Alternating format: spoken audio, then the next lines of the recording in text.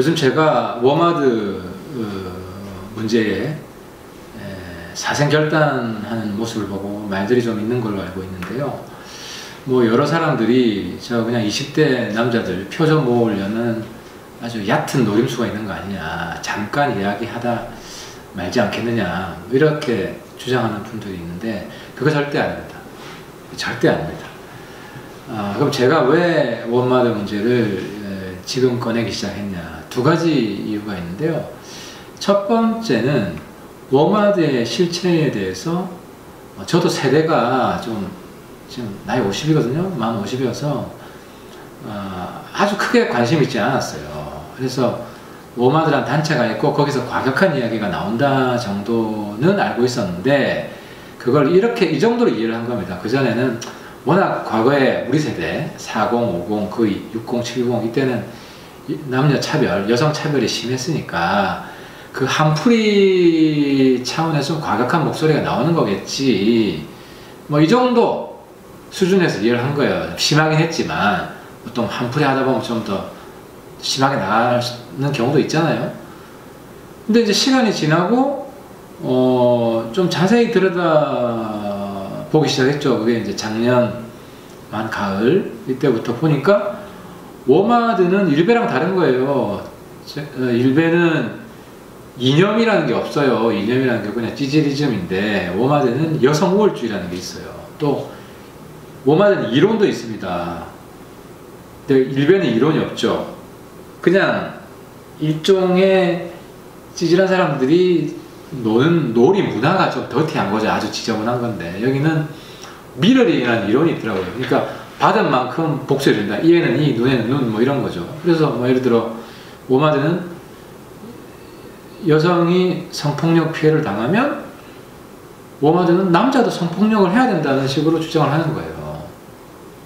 그러니까 또 그게 그 이념적인 배경은 여성 우월주의. 그러니까 남자는 인간이 아니다, 벌레다. 인간은 여자밖에 존재하지 않는다. 그러니까 남자는 심지어 죽여도 싸다. 그러니까 이거는 과거 이제 제 때는 민주화 운동할 때인데 민주화 운동할 때 그 안에 정복 세력이 있었거든요.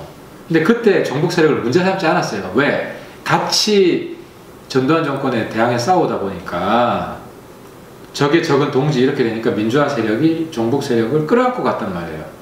근데 그때 그것을 정리를 했으면 나중에 이렇게 종북 이런 문제가 지금처럼 사회에 큰 문제가 안 되죠.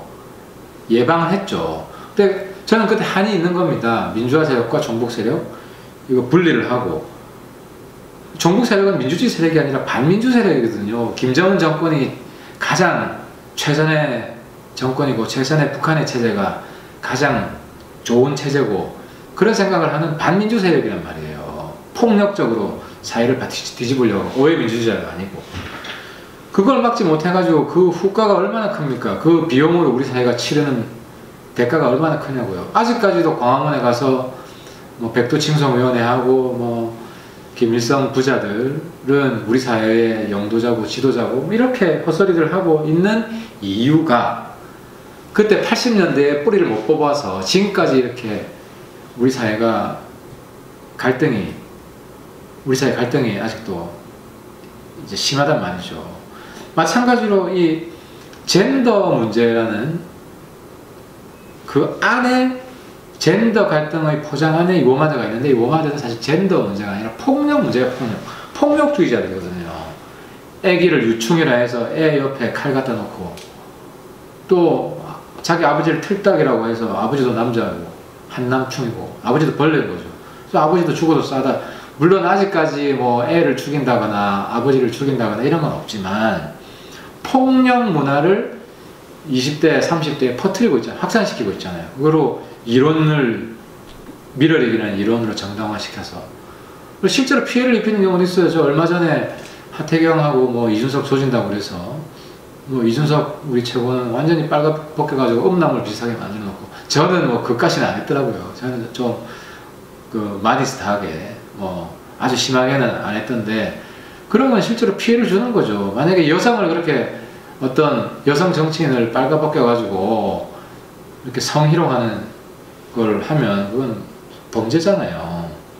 그래서 이 워마드는 정도를 넘었고 아무튼 이제 봐줄 수 있는 정도가 아니다. 이런 인식의 변화가 저한테 있었고요. 두 번째는 우리 바른미래당 문제인데, 바른미래당이 그동안 많이 헤맸잖아요. 처음에는 뭐 개혁 보수다, 뭐 지금도 개혁 보수죠. 근데 개혁 보수 컨텐츠가 뭐냐? 뚜렷이 대답을 못했어요.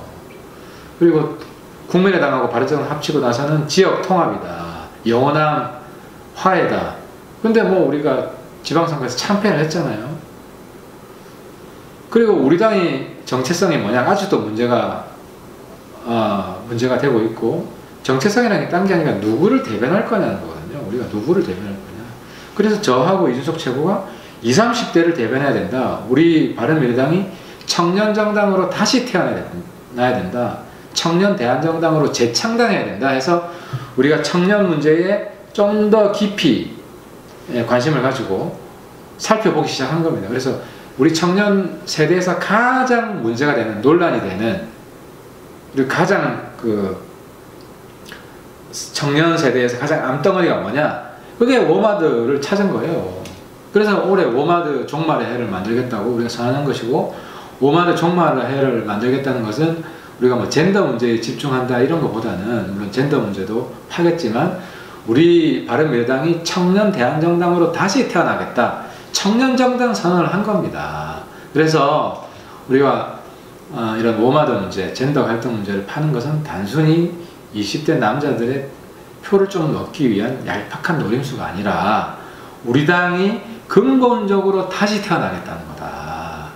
그런 깊은 고뇌가 깔려 있다는, 그래서 워마드 한두 번 이야기하는 거로 끝나지 않고 진짜로 뿌리 뽑을 거다. 그 말씀을 다시 한번 강조드립니다. 감사합니다.